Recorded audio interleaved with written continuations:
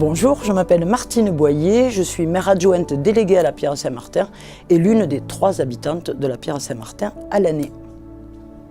Alors la station de la Pierre-Saint-Martin, c'est une petite station située à l'ouest de la chaîne des Pyrénées, donc très proche de l'océan, on disait 60 km, 100 km à vol d'oiseau peut-être.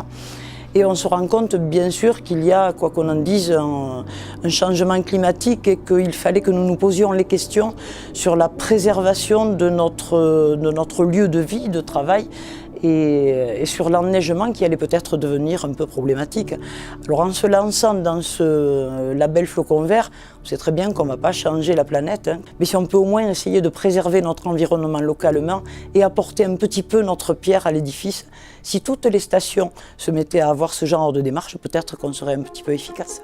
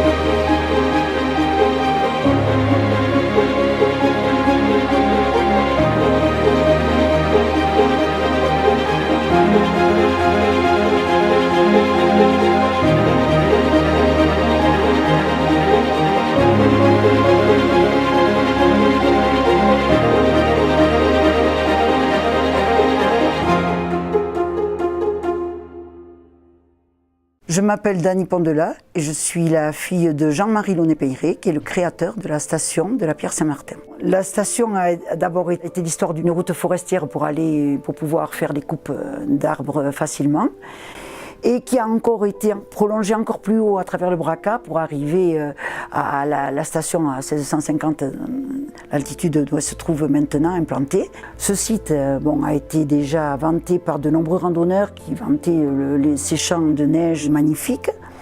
Et l'idée a germé donc de faire une station en 1960-61. La municipalité a construit en suivant trois petits téléskis, le Massaret, l'Arlas, qui était un peu plus haut, et le Mont-Royal. La station pouvait commencer.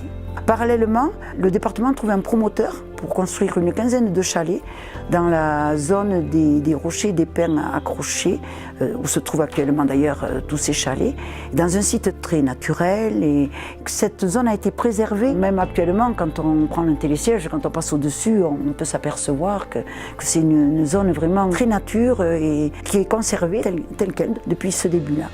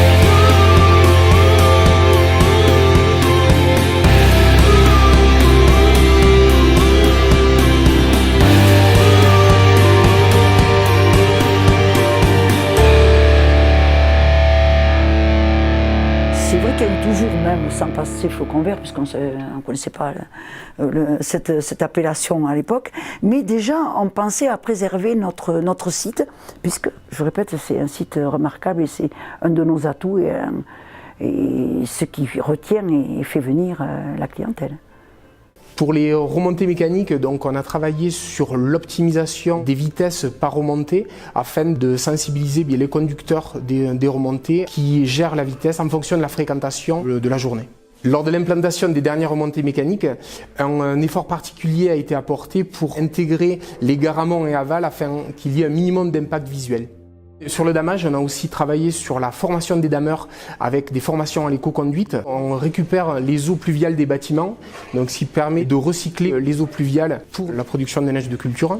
Ça fait plus de 10 ans qu'on a pris conscience de l'impact qu'on peut avoir sur le milieu naturel, alors à notre niveau, mais on essaie de limiter au maximum sur notre activité quotidienne. Et le flocon vert vient récompenser tout le travail qui a été fait collectivement.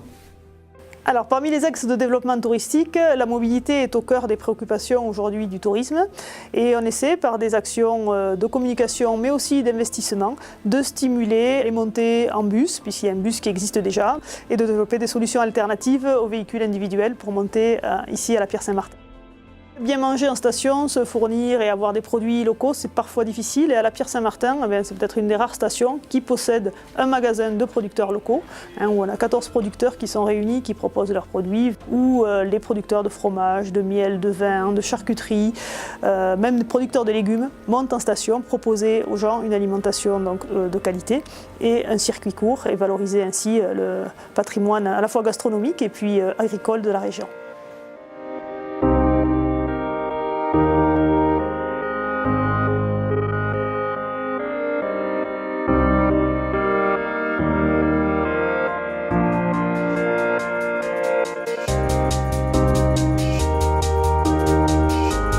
La Pierre Saint-Martin che è una montagna straordinaria, che è vera in estiu, che è vera in inverno, che è importante aiuto di proteggere questa montagna, perché abbiamo qui un capitale ecologico, un capitale naturale che è eccezionale e che invita il mondo a bene vedere questo paese da planeu e senza la neu também.